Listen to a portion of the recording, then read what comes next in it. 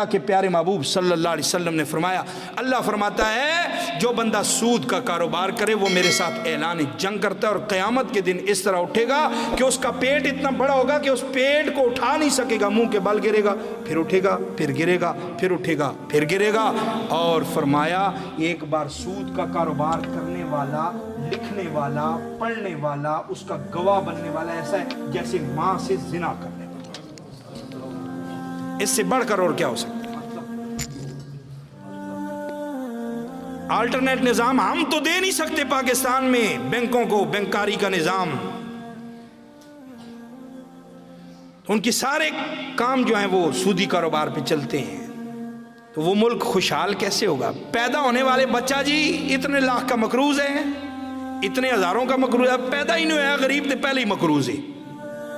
یہ لعنت کہاں سے آئی ہے کہ ابھی بچہ پیدا بھی نہیں ہوا تو پہلے مقروض پیدا ہو رہا ہے؟ یہ سود کی لعنت ہے بینکوں میں۔